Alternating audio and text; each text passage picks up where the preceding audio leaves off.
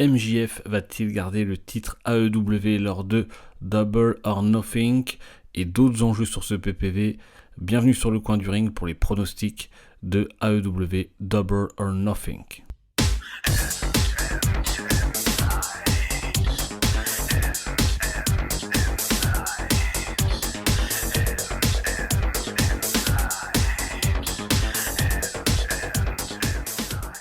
Salut à tous, c'est Biff et bienvenue sur le coin du ring pour les pronos de AEW Double or Nothing 2023. Juste avant de commencer, je vous encourage à aller écouter les pronostics de WWE Night of Champions qui aura lieu la veille, le samedi, et Double or Nothing le dimanche. Donc allez écouter les pronos dispo sur YouTube et en podcast, et aussi de nous suivre comme toujours sur les réseaux sociaux, sur TikTok, en podcast évidemment, ou sur YouTube. Et on va commencer avec les pronos de Double or Nothing du PPV AEW, l'AEW qui était en demi-teinte, je trouve, sur ces derniers mois. Mais dernièrement, les shows étaient un petit peu mieux, même si le dernier show là avant Double or Nothing était moyen, je trouve. Mais en tout cas, on va voir, on va commencer avec les pronos. Il y a certains matchs, c'est pas facile à pronostiquer. Et on commence avec un trios match, The Hardys et Isaiah Cassidy contre Ethan Page et The Guns. Donc si les Hardys et Isaiah Cassidy gagnent, Matt Hardy pourra prendre le contrôle de Ethan Page. Alors c'est pas un enjeu extraordinaire, mais ça a le mérite de voir, on pourra voir les Jeff Hardy, du moins le retour de Jeff Hardy en action sur un PPV AEW. Voilà, il n'y a pas tellement de choses à dire sur ce match, la rivalité est un petit peu montée du côté de Rampage, et Rampage est assez peu suivi, mais en tout cas pour le pronostiquer, je vais dire que sans trop de doute que The Hardys et Isaiah Cassidy vont remporter le match. Ça serait assez surprenant que la AEW fasse perdre les Hardys avec le retour de Jeff Hardy dès son premier match en PPV.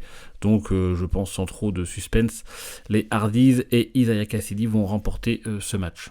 Le prochain match de cette carte, c'est pour le TBS Championship avec Jade Cargill, qui est championne depuis, alors j'ai plus le décompte en tête, mais qui championne depuis un long moment et qui enchaîne les victoires contre Taya Valkyrie, qui est arrivée à la AEW depuis peu de temps. Elle était du côté de Impact Wrestling. Donc une petite rivalité qui a été un petit peu mise en avant lors de AEW Dynamite et un petit peu Rampage. Pour le pronostiquer aussi directement, je pense que Jade Cargill va garder le titre TBS. Je ne vois pas Taya Valkyrie être la détrôneuse de Jade Cargill. Alors après, c'est vrai que ce titre a un peu plus de mal à le mettre en avant. Ça fait 2 titres féminins en simple, donc c'est vrai que c'est pas forcément évident, et il préfère, je pense que le titre AEW World Women's est plus facile à mettre en avant, mais en tout cas Jade Cargill qui, je trouve d'ailleurs ces matchs qui ont baissé de niveau, enfin voilà, au début j'aimais bien, je trouve qu'elle était très propre dans le ring, et ses derniers matchs je les trouvais vraiment pas terribles. Et d'ailleurs entre les deux, ils sont déjà affrontés lors d'un Dynamite, il me semble. C'était pas terrible, donc j'espère que ce match va relever le niveau pour ce titre TBS. Mais en tout cas, voilà, pour ce match, pas de changement de titre. Jade Cargill, pour moi, gardera son titre TBS. Le prochain match, c'est une Battle Royale, une Blackjack Battle Royale match pour le AEW International Championship de Orange Cassidy, donc le champion, et on ne sait pas du tout les 20 autres participants de cette Battle Royale. Donc c'est assez compliqué de le pronostiquer, évidemment. Toujours est-il que j'espère, du moins, et je pense qu'il est temps que Orange Cassidy perde le titre international de la AEW. Je pense qu'il est temps, il le défend énormément lors du Dynamite, mais à des matchs à la volée sans grosse rivalité, et c'est dommage parce que ça met pas forcément le titre en avant, et Orange Cassidy non plus. Donc du coup j'espère, et je pense qu'il est temps qu'il perde ce titre. Alors après, pour mettre qui champion, je pense qu'il y a beaucoup de challengers, donc je pense qu'il y a moyen de trouver quelqu'un de bien. J'ai aussi alors ça c'est une simple supposition, mais avec l'arrivée du show AEW Collision qui arrivera le samedi, et on parle de plus en plus de séparer, qu'il y aurait 2 rosters bien distincts entre Dynamite et Collision, et du coup moi je me demande si le titre international ne va pas devenir entre guillemets le titre majeur du show Collision qui sera diffusé le samedi, et du coup ça serait peut-être l'occasion de mettre un nouveau champion dans cette Battle Royale pour ensuite, espérons cette fois-ci, mettre en avant ce titre qui avait tout pour être bien, donc mettre en avant ce titre sur le nouveau show AEW qui durera 2 heures aussi, donc il y aura de quoi raconter. En tout cas voilà, pour ce match, compliqué de déterminer un nouveau champion puisqu'aucun participant n'était annoncé, à part Orange Cassidy évidemment, mais du coup voilà, je pense et j'espère qu'Orange Cassidy va perdre le International Championship dans cette Battle Royale. Match suivant de AEW Double or Nothing pour le AEW Women's Championship entre Jamie Hayter, la championne, contre Toni Storm. Donc on sait que Toni Storm qui fait partie de The Outcast avec Saraya et Ruby Soho. Une rivalité qui dure depuis un moment. Jamie Hayter était blessée, on l'a pas revue depuis. Donc je sais pas trop si vraiment elle va être remise à 100%. Toujours est-il que Toni Storm a pas mal lutté ces dernières semaines et c'est vrai que pour le coup je trouve que ça l'a bien monté, ça l'a bien mise en avant. Maintenant pas évident celui-là à pronostiquer puisque comme je vous dis on n'a pas revu Jamie Hayter depuis sa blessure, en tout cas on l'a pas revu dans un match, donc je sais pas vraiment son état de santé. Pour le pronostiquer, écoutez, je pense que ça serait pas mal si Toni Storm remporterait le titre. Je pense que même pour The Outcast, on sent que ce clan féminin va être mis en avant par la AEW, ça pourrait aussi encore les monter encore un peu plus. Et Toni Storm, encore une fois, fait plutôt du bon boulot depuis plusieurs semaines. Mais Jamie Hayter est aussi une très bonne championne. Donc c'est compliqué à pronostiquer. Mais je pense tout de même que... je pense que Toni Storm va gagner le titre. Ouais. Je vois un changement de titre. Je pense que Toni Storm va remporter le titre féminin pour l'emmener du côté de Outcast, qui en plus qui permettra au clan encore de s'élever un peu plus du côté de la division féminine. J'ai oublié de le dire depuis le début comme d'habitude, mais n'hésitez pas vous aussi à faire vos pronos sur les réseaux sociaux ou sur YouTube directement. Donc voilà pour ce match pour le titre féminin de la AEW. Le match suivant est n'est pas pour un titre, mais c'est un unsanctioned match, donc en gros un match hardcore, un street fight comme vous voulez, entre Chris Jericho et Adam Cole. Alors Adam Cole qui est de retour sur le ring après une très longue absence, on pensait que sa carrière était limite terminée, mais finalement il s'est remis et il va affronter Chris Jericho dans cette rivalité qui était aussi assez sympa à suivre, plutôt bien faite, dans un unsanctioned match. Alors il faut savoir aussi à Dynamite, si vous avez vu le zapping notamment sur TikTok, sur notre compte TikTok, que Sabu a rejoint et sera du côté de Adam Cole. Donc on aura Roderick Strong et Sabu du côté d'Adam Cole, et de l'autre côté Chris Jericho qui a le Jericho Appreciation Society. Alors d'ailleurs c'est important de noter qu'à Dynamite justement Jericho a fait remarquer à Adam Cole que ça sera du 5 contre 2. Alors, Adam Cole a annoncé donc que Sabu était dans son coin, donc ça faisait du 5 contre 3. Alors évidemment, moi je pense, et ça serait bien, que ça serait le moment pour Kyle O'Reilly et Bobby Fish de faire leur retour sur ce PPV, ce qui mettrait les compteurs à 55, même si normalement c'est un single match, mais bon, comme c'est un hardcore, même comme Jericho a fait la remarque, je pense qu'il va y avoir beaucoup d'interventions, et donc ça serait sympa de Bobby Fish et Kyle O'Reilly puissent revenir et qu'on retrouve l'Undisputed Era de la WWE au complet, mais cette fois du côté de la AEW. Donc voilà, ça serait vraiment, c'est un peu ce que j'attends sur ce match. Je pense c'est ce qui est un petit peu teasé. Après on verra, peut-être que Kyle O'Reilly et Bobby Fish ne sont pas dispo, mais c'est comme ça que je le vois. Et je pense que ça serait vraiment bien. Du coup, pour pronostiquer ce match, je vois Adam Cole remporter le match, puisque, comme je l'ai dit, Adam Cole était absent pendant longtemps. Là, il fait son retour, c'est son premier match en PPV depuis son retour contre Chris Jericho. Et voilà, s'ils veulent remonter de nouveau Adam Cole, qui est extrêmement populaire quand même, il lui faut une victoire. Et le fait que Sabu soit dans son coin, ça peut que normalement amener une victoire d'Adam Cole. Donc voilà pour ce match. Je pense pas que Chris Jericho remportera la victoire sur Adam Cole lors de Double or Nothing. Le prochain match pour le TNT Championship dans un ladder match entre Wardlow, le champion, contre Christian Cage. On sait que Christian, sa spécialité, l'une de ses spécialités, est le combat de l'échelle. Alors évidemment, il n'est plus tout jeune, mais il va affronter Wardlow pour le titre TNT. Alors ce match-là était surprenant puisqu'on aurait pu croire que au final, Christian Cage envoie Luchasaurus sur le titre TNT comme il avait déjà fait, mais là c'est lui-même qui va aller essayer d'aller chercher ce titre.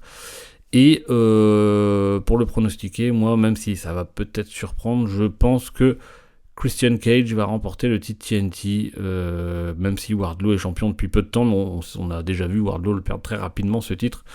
Donc moi je vois bien Christian Cage, parce que honnêtement je ne vois pas trop comment Wardlow pourrait s'en sortir, sachant qu'il y aura certainement Luchasaurus du côté de Christian.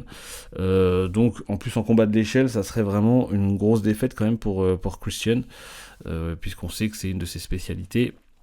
Et ça rajouterait une jolie ligne au CV complet, au palmarès du moins complet de Christian Cage. Et puis ça redonnerait aussi, ça pourrait redonner du prestige au titre TNT, qui a été aussi un petit peu, c'est vraiment le gros reproche du côté de la AEW, qui a été bâclé, comme un peu, voilà, comme je le disais tout à l'heure, comme le International Championship, où à part là cette petite rivalité Wardlow-Christian Cage, avant c'était des matchs à la volée avec des rivalités qui duraient 1 à 2 semaines et ensuite le titre était défendu. Il y a eu des changements de titre un petit peu du jour au lendemain. Enfin, c'est pas ça qui met un titre en avant. Donc voilà, moi j'espère que Christian Cage va remporter ce titre pour lui redonner du prestige, et en espérant, encore une fois, pourquoi pas continuer la rivalité avec Wardlow, mais voilà, avec des rivalités bien construites, des histoires bien faites.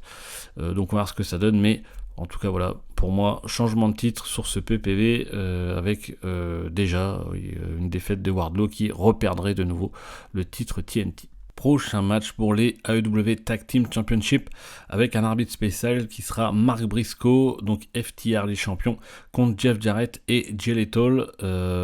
Rivalité pareil qui dure depuis un petit moment, assez sympathique à suivre. Moi j'aime beaucoup l'association Jay Lethal, Jeff Jarrett avec son Jay Dutt et le géant indien, je ne sais plus comment il s'appelle. J'ai un trou de mémoire, enfin bref, mais du coup voilà, cette rivalité est plutôt sympa. FTR, voilà, comme d'habitude, champions par équipe qui font le boulot. Alors on a vu lors d'un Dynamite que dans la confusion générale, Cash Wheeler était aveuglé et n'a pas vu ce qu'il faisait et a fait un pile driver à Mark Briscoe, ce qui a amené un petit peu de tension, ce qui fait que cette semaine lors des Dynamite, Mark Briscoe était pas très satisfait. Cash Wheeler voulait s'excuser et voulait que Mark Briscoe lui serre la main, mais Mark Briscoe a giflé Cash Wheeler. Dax Harwood a séparé un petit peu les deux lutteurs. Et ensuite, Jeff Jarrett et Jay Lethal sont arrivés et étaient très contents que Mark Briscoe gifle Cash Wheeler, mais au final, Mark Briscoe a poussé tout le monde et a aussi giflé Jeff Jarrett. Donc, pour l'instant, on s'oriente vers un arbitre spécial qui sera impartial, qui prendra pas parti d'un ou des deux côtés. Il est fort à parier qu'il va se passer des choses dans le match qui va certainement faire vriller Mark Briscoe. Alors peut-être du côté du FTR ou de Jarrett et Lethal, on sait pas trop. Mais pour pronostiquer ce match-là, du moins, même si j'aime bien l'association Lethal Jarrett, je pense que FTR va garder le titre par équipe, mais j'aime bien cette rivalité, même si on pourrait, je pense, aller encore un peu plus loin, écrire encore un petit peu plus de choses, un petit peu, voilà, mais moi je pense pas que FTR perde le titre tout de suite. On sait que FTR est une grosse équipe, donc voilà, je les vois conserver le titre sur ce PPV. L'avant-dernier match de cette carte, qui est un très gros match avec The Elite au complet, Kenny Omega, Adam Page, Matt Jackson et Nick Jackson, contre le Blackpool Combat Club, Bryan Danielson, Jon Moxley, Claudio Castagnoli et Wheeler Yuta, dans un Anarchy in the Arena. Donc ça veut tout dire dans la stipulation. En gros, je pense que tout sera permis dans l'arène. Donc c'est pareil, c'est un petit peu un match hardcore. Il faut savoir que Jon Moxley a dit à la fin de Dynamite de cette semaine que ça serait le match le plus violent de l'histoire de la AEW. Alors on verra ce que ça va donner, mais en tout cas cette rivalité entre les deux clans était vraiment la rivalité majeure de la AEW, qui est passée même largement au-dessus de celle du titre principal AEW. On en parlera juste après, mais voilà, cette rivalité était vraiment plutôt bien construite et c'était assez surprenant. Il y a eu des surprises, il y a eu des drames, notamment Don Callis qui s'est retourné contre The Elite, qui a frappé Kenny Omega avec un tournevis dans le combat en cage contre Jon Moxley. Voilà, Bryan Danielson qui apporte toujours beaucoup, même s'il lutte pas énormément, mais Jon Moxley reste une top star de la AEW. Claudio Castagnoli, qu'on présente pas, qui pourrait pour moi être mis beaucoup plus en avant, et Wheeler Yuta qui reste un petit peu le petit jeune du clan. Et The Elite, il y a que des gros noms de la AEW, Kenny Omega, Adam Page, qui sont des anciens champions, et les Young Bucks qui sont l'une des équipes majeures de la compagnie. Donc pronostiquer ce match-là, je pense que c'est le plus difficile à pronostiquer, puisque autant chaque équipe peut gagner ce match, mais le Blackpool Combat Club a eu pas mal de victoires, je trouve. Et The Elite, le fait que Adam Page revienne du côté avec Kenny Omega et les Bucks, je pense que je pense vraiment, si on veut ressouder un petit peu les quatre amis, je mettrai quand même The Elite vainqueur sur ce match, puisque je vous l'ai dit, Blackpool Combat Club a eu pas mal de victoires, et même dans la rivalité, on sent qu'ils étaient peut-être un petit peu plus dominants que The Elite. Donc pour, on va dire, rééquilibrer le tout, The Elite, moi je pense une victoire de The Elite sur ce PPV. N'hésitez pas, encore une fois, vous à donner votre avis sur ce match et à faire votre pronostic. Donc voilà pour ce match qui s'annonce. Alors j'espère justement que la stipulation va pas entacher la qualité du match, parce que le Anarchy in the Arena, ça peut, comme c'est un 4 contre 4, ça peut vraiment partir, il y en a deux qui vont partir à gauche de l'arène, deux qui vont partir à droite, les autres qui vont partir en haut, et on l'a déjà vu, c'est peut-être quelque chose que vous n'avez pas remarqué, mais moi ça m'avait un petit peu agacé sur certains matchs comme ça, où ça part un peu partout. La caméra, les caméras ont du mal à suivre l'action, c'est compliqué de filmer tout le monde en même temps, donc j'espère vraiment que ça va pas entacher la qualité du match, parce qu'un match 4 contre 4 tout simple, ça aurait pu vraiment donner, parce qu'il y a vraiment que de la qualité avec les 8 lutteurs. Donc j'espère vraiment que ce Anarchy, cette stipulation, ne va pas entacher la qualité du match, et qu'ils vont quand même rester proches du ring pour qu'on puisse bien suivre tout ce qui se passe entre les 8 lutteurs. Et le dernier match de cette carte de AEW Double or Nothing est le main event certainement de ce PPV pour le AEW World Championship en Fatal 4-Way, avec MJF le champion contre Darby Allin, contre Sammy Guevara et contre Jungle Boy Jack Perry. Du coup, alors voilà, sur ce match par exemple, cette rivalité, je pense qu'il y a été, moi qui m'a pas du tout hypé au final, quoi qu'on en dise, même si je sais que certains de ces lutteurs sont très appréciés, je trouve aucun des trois challengers crédibles pour être champion à AEW. J'ai plus l'impression que c'est, on va dire, une récompense pour eux, qu'en gros on leur ait dit, écoutez les gars, vous êtes là depuis le début, vous êtes beaucoup donné, et vous allez être récompensés, vous allez tous les trois avoir une chance pour le titre AEW, et c'est comme ça que je le vois. Et franchement, en fait, ce que je comprends pas trop, c'est que MJF sort d'une très grosse rivalité avec Bryan Danielson, qui avec un match extraordinaire. Donc Bryan Danielson, qui est quand même un énorme nom, qui est limite une légende. Et là, on repart sur trois challengers qui sont, je suis désolé, mais tout le monde ne peut pas prétendre au titre AEW. Et là je trouve que c'est le cas. Moi je serais extrêmement déçu. D'ailleurs, pour le pronostiquer, je vais le faire directement. Je pense que MJF, je pense qu'il n'y a aucun suspense, MJF gardera son titre à AEW. Je vais pas dire assez facilement, mais je pense qu'il va garder le titre. Je serais extrêmement déçu que si c'est Jungle Boy, Darby Allin ou Sammy Guevara repart avec le titre AEW, moi je serais vraiment extrêmement déçu. Je trouve que ça serait vraiment un gros pas en arrière. On sait que on a fait des louanges un petit peu de MJF pendant la rivalité avec Bryan Danielson, et depuis qu'il est champion d'ailleurs, il était très fort en promo, in ring il a prouvé, notamment avec son dernier match justement contre Danielson, qu'il pouvait faire de la très grosse qualité in ring. Et voilà, les challengers, je les trouve pas terribles. Peut-être dedans, je trouve dans les 3, on aurait pu peut-être mettre un peu en avant Sammy Guevara, qui aurait peut-être pu tirer son épingle du jeu et avoir un match 1 contre 1 où là il aurait pu être crédible contre MJF, mais sinon les autres, je trouve c'est pas possible de les mettre, de les mettre champions. Je pense que ça serait une très grosse erreur, mais encore une fois, je vous dis, je pense qu'il n'y a vraiment pas beaucoup de suspense sur ce match. Après, c'est vrai que j'ai plus tout le roster en tête. Après ces 3 challengers, j'espère que la EW va trouver un gros nom. Enfin, dans leur roster, il y a de quoi faire, encore une fois. Donc que ça soit quelqu'un vraiment du niveau de Bryan Danielson qui vienne challenger MJF, ou alors qu'on monte un talent très qui pourrait aller très haut. Mais voilà, ces 3 lutteurs là, du moins, je les vois pas du tout champions.